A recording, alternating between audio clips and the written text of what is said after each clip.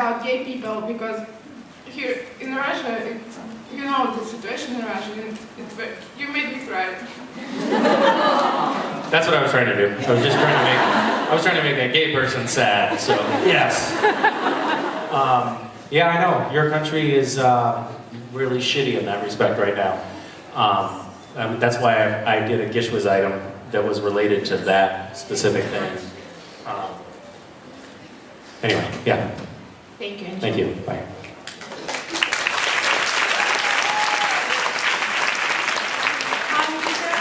Hi. So, I think that Cass is the hardest character to write, really the hardest. And I see that depending on who and how the character is written, your performance changes. So, as an actor, is your play related to the different sensitivity that the writers use on Castiel's own sensitivity? I have no idea what you're asking. Oh. This is Embarrassing. This is an embarrassing impasse. In other words, I Yes. see that your performance of Castiel really changed when Ben Edlund went away from Supernatural. Like he was your guardian angel. Was the term? Yes. So yes, I think that Ben Edlund really understood Castiel in the deepest way. I wanted to know if your performance has changed relating to the others writers. I think that no is the answer. Although I do think that there are some writers material that there are some writers who I think write Castiel better than others. I think that the character I would like to think that the character somehow stays somewhat consistent. There are times when I feel like it's not quite consistent, and I feel like what I'm saying is a little bit false to the character, and I'm trying to find a way to justify it. But that's a little bit just the challenge for the actor, is to find a way to make the dialogue work. But in I love Ben. Ben is, he's just such a mad, deliciously mad genius. I was hanging out in his suite with him at Comic-Con a few years ago, and I'm trying to have a conversation with him, and it was so awesome.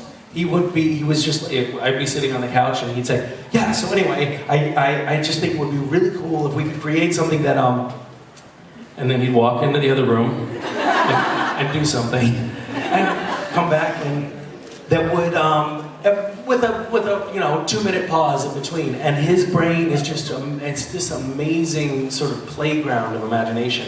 Ben will sit when he came up to set, when he was directing, or when he was in the writers' room. He's always doodling.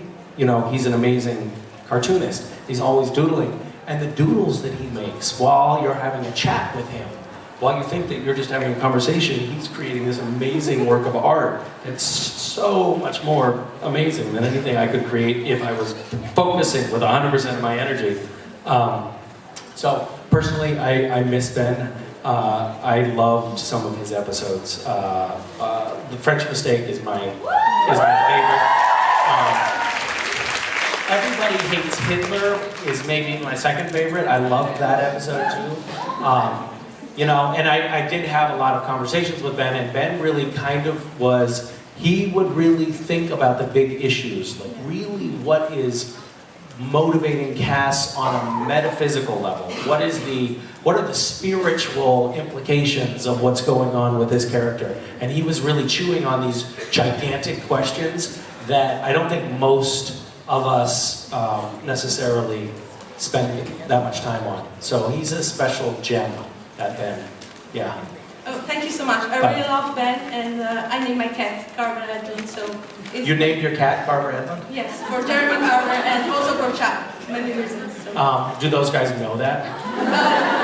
Yes, Rob knows this, but I don't know if Ben Edlund knows it.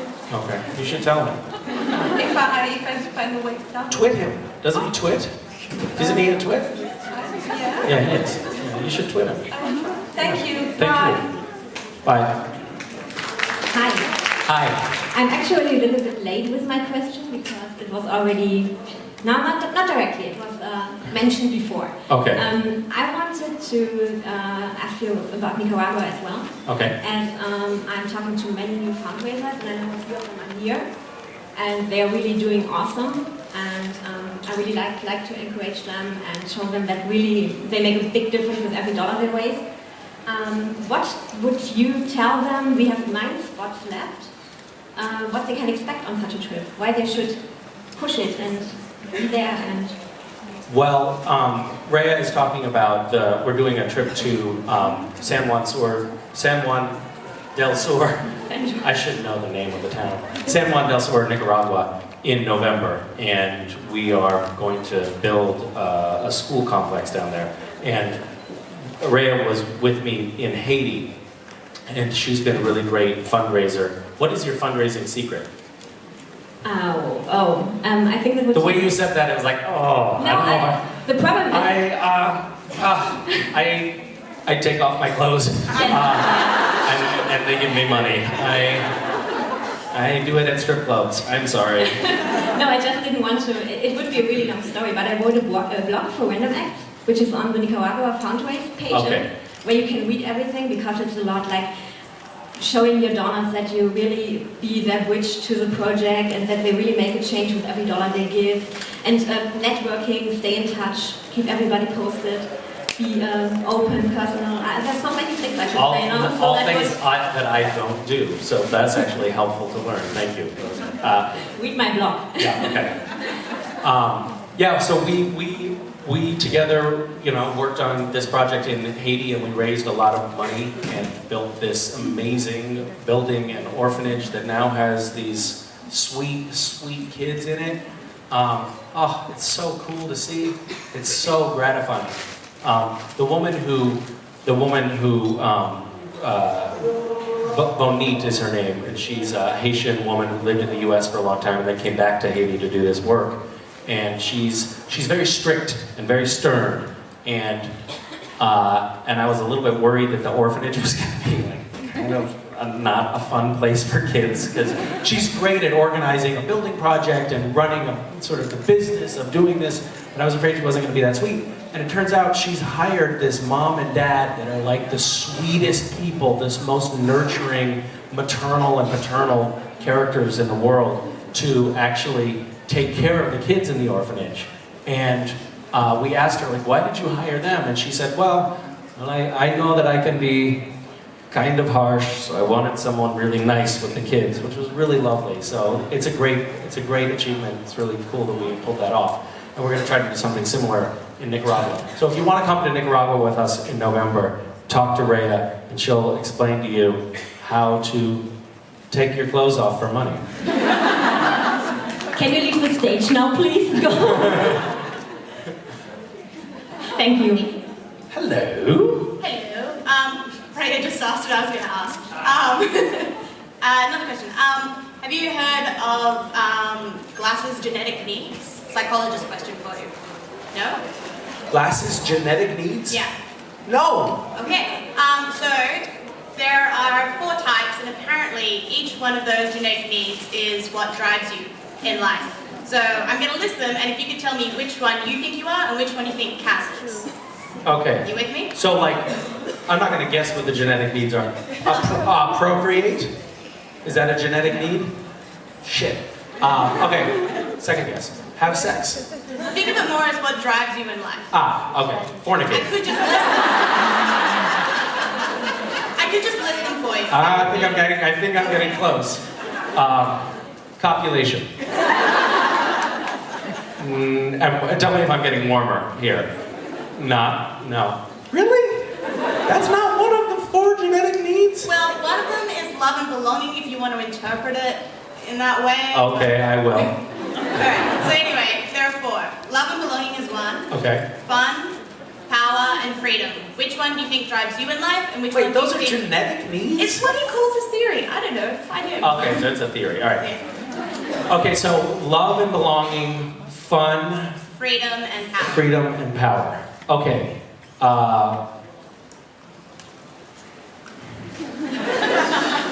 Okay, freedom is number one for me, I think. Thought so. And then fun and power might be tied for two, I'm afraid. And love and belonging, I think, might be my last one, weirdly. And then for Cass, it's not fun.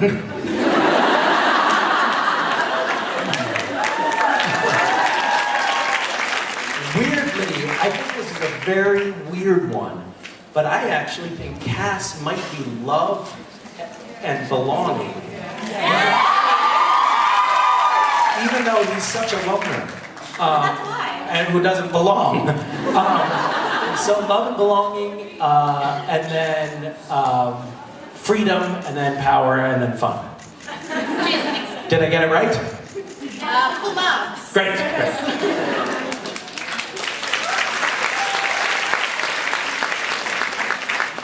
Hi. Hi. Okay. So my question is about Castiel. And in the last few seasons, we've seen a lot of characters asking if they belong to pick a side, if heaven or earth, the Winchesters, and I wanted to know what you think about it, and if you were to choose right now, what would it be? If I have to pick between heaven and earth, Yeah. I think Cass at this point would pick earth. Yeah. There was definitely a time in his development as a character where he would have said heaven, but I think that time has passed. Also, Singer yesterday said that if I thought of Castiel as a homeless, but I don't agree with that, actually. I mean, that's confusing with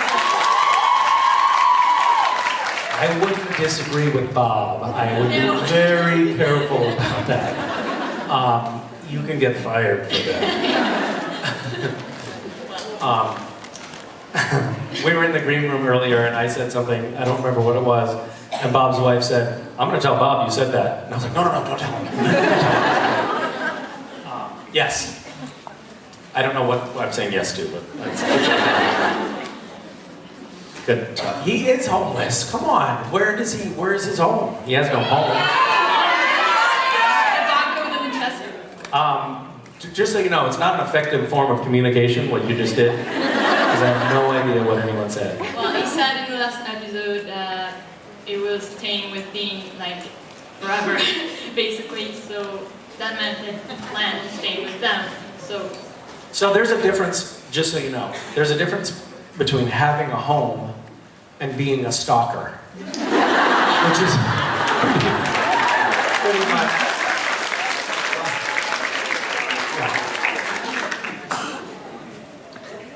Cass is a little bit of a stalker.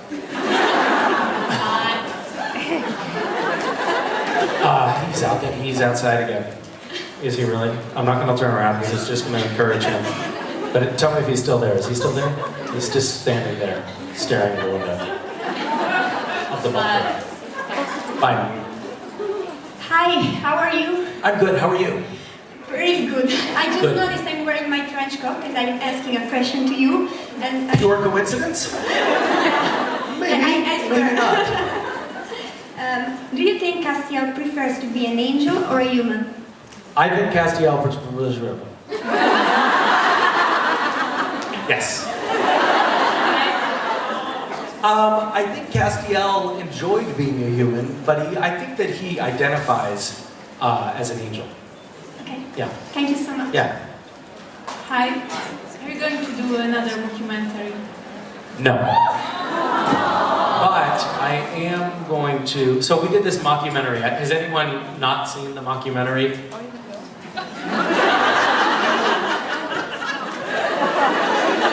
Yes, honesty finally comes up in the third row. You have seen it, or you just don't know what I'm saying? yeah. Both, okay. So, we shot that mockumentary, and some of the powers that be thought that we made ourselves look too terrible, and so they cut some stuff out. some stuff was good that it was cut out because it actually wasn't funny. But some stuff that they cut out was funny, but it made us look like horrible human beings. So I got Warner Brothers to agree to let me release those deleted scenes. I'm gonna soon be releasing some deleted scenes from the mockumentary that will show our true characters, who we really are. Someone in my meet and greet said that in the fandom, that is those characterizations of our characters are how people sort of exaggerate us. Like Jared is a prima donna asshole, and Jensen is, overcompensating for something and really insensitive. And everyone picks on Misha. These are all true things. It's not a coincidence that they both coalesced, the fandom and the mockumentary. I mean, we were just exaggerating ourselves, in a sense. So, it was I think we held up the mirror and we saw some serious flaws and we decided to exploit them. But I didn't know that the fandom perceived us that way, and that's a little disturbing. I didn't realize that. Hi. Hi. I was wondering, how do you think Castiel's true form looks like? I mean, pretty. Everyone missed that joke? Everyone? Too much. Okay. Well, what about the Chrysler Building? By true form, I'm the size of the Chrysler Building, right? Yes. He's big. We know that much.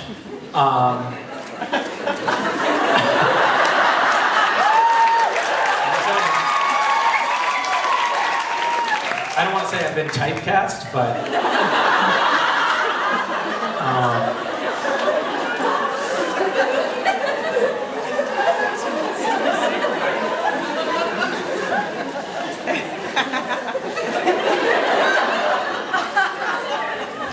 I probably should stop talking now. I'm going to go ahead and pull the cord on this one. Gracefully exit that question. Hi. My question is, Castiel has changed a lot since season 4. What you like about the new Castiel and what you don't, if there's something you don't like? Are you saying my acting is inconsistent? I like everything about Castiel and you, so no, your acting is perfect.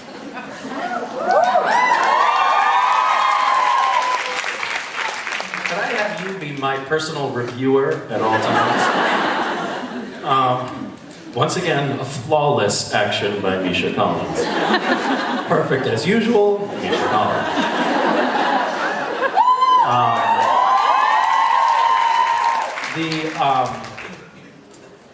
What do I like about the new cast and what do I not like about the new cast? Maybe there's something... There was something about the original cast that was kind of fun. Like, he was he was a man on a mission and a dick.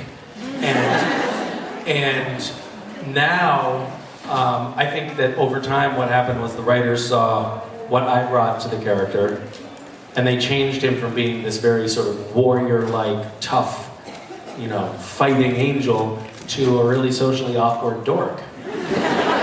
And I like to think that that's kind of what they saw, what I brought to the character. Since Misha's playing the role, what if we made him socially awkward and dorky? Cass, I like that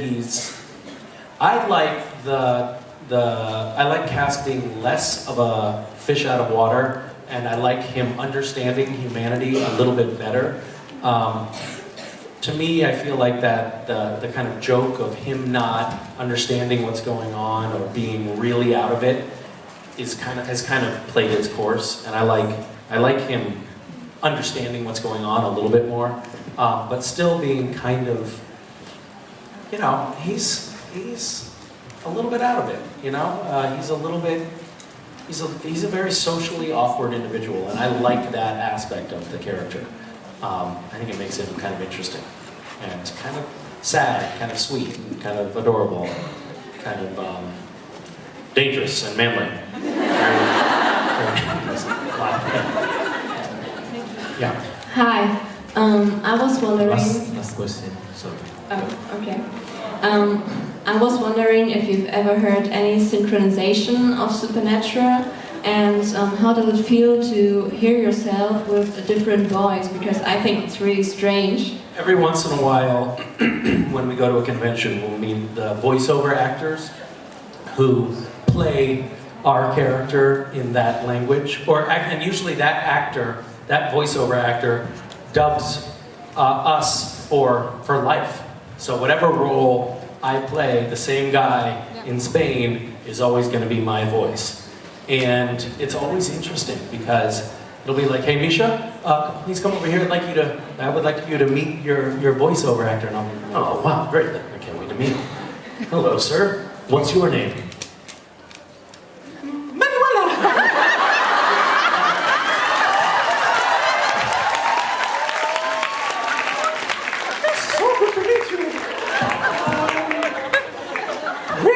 See you in person. And I'm thinking, sorry, I thought you said that you were my voiceover actor. Who do you dub? Yeah. What is the? No, I think I actually met the guy who did my voice here. The first year. First year, right? Yeah. We had the double. Yeah. I can't remember. He sounded like this. Yes, that's it.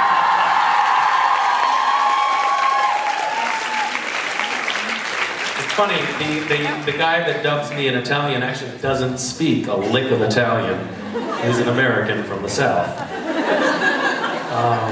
Hello, my handsome friend. How are you, sir? I'm really good.